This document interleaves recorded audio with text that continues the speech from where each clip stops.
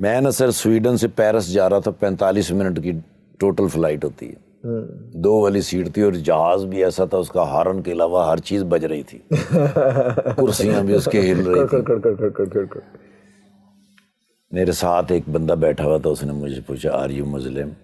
میں کہا الحمدللہ، کہنا آئی ایم کرسچن۔ اس نے ایک سوال کیا، میں نے کہا یار سوری، میں پتہ کیا 45 منٹ میں اتنی لمبی نہیں بات ہو سکتی۔ مجھے کہنے لگا اچھا، میں نے کہا ایک سوال آپ کر لو، ایک میں کر لیتا ہوں۔ مجھے کہنے لگا your turn is first. Okay. میں نے کہا حضرت مریم علیہ السلام، حضرت مریم پاک بی بی، تیرا اور میرا اس کے ساتھ کیا رشتہ ہے؟ کہنے لگا ہم دونوں اس کے بیٹے ہیں، وہ ہماری ماں ہے۔ میں نے کہا ہم دونوں بھائی ہوئے؟ کہنے لگا یس۔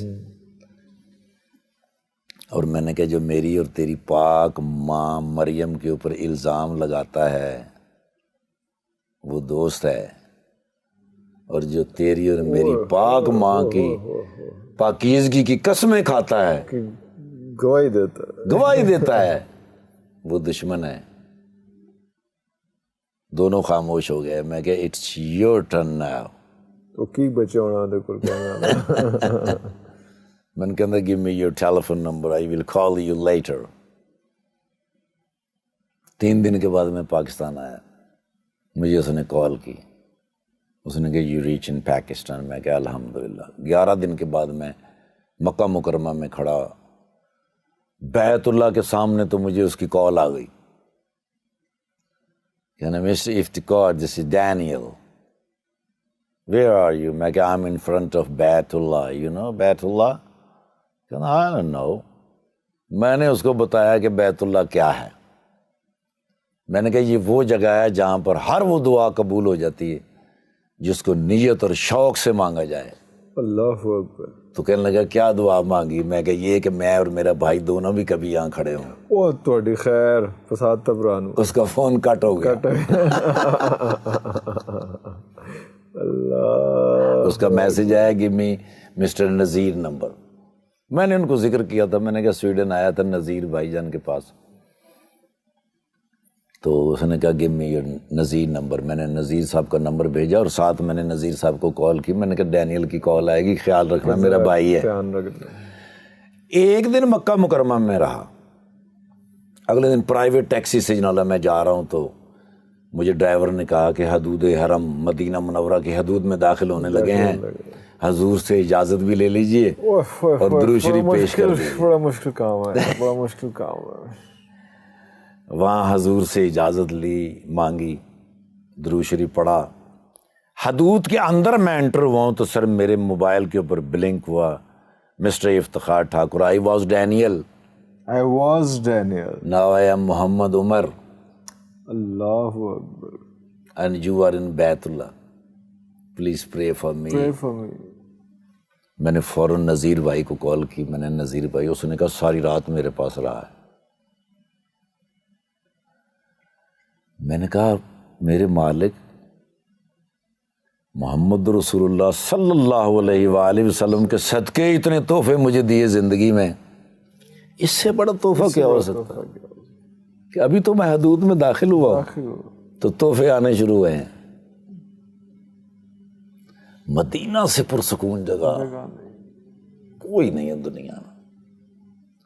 3-4 مہینے کے بعد جب میں وہاں گیا سویڈن، میں نے جا کے محمد عمر سے ملاقات کی، انہوں نے کہا گھر سے مجھے نکال دیا۔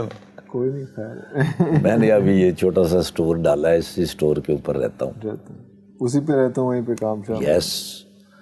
1 سال کے بعد وہ پاکستان آیا میرے پاس، تو ہماری ایک سٹار ہیں تھیں یہاں کی، بہت اچھی سٹار، سنگر بھی تھیں اور اداکارہ بھی بہت کمال تھی۔ میں نے ان سے ایک دفعہ پوچھا، میں نے کہا شادی کیوں نہیں کرتی؟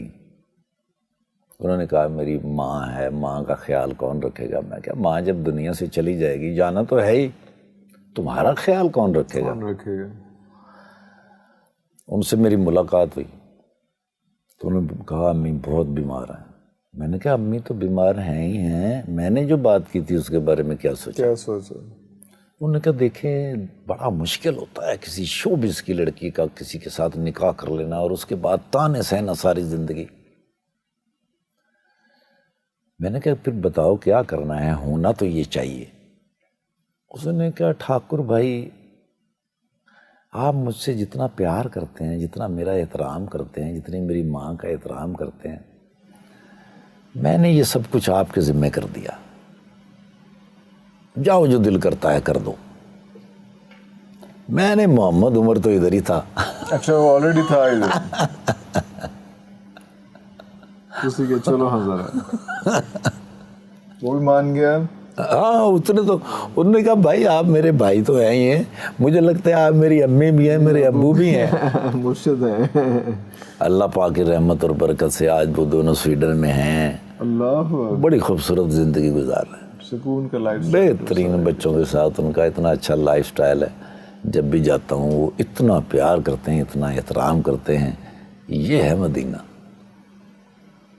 مدینہ آپ کے لیے تحفے بھرے ہوئے رکھتا ہے ہر وقت کہ آپ صرف انٹر ہو جائیں, دعائیں قبول, جو آپ سوچ بھی نہیں سکتے وہ بھی قبول ہوتا جا رہا ہے.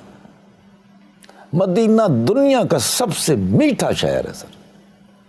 فضا اچھی, ہوا اچھی, لوگ اچھے, نہ کوئی تیز چلتا ہے نہ کوئی اونچا بولتا ہے. اذان کی آواز بھی ہاں, اور ایسی مزیدار اور میٹھی کہ دل کے اندر اتر جائے. ایسا کیسے ہوتی ہے.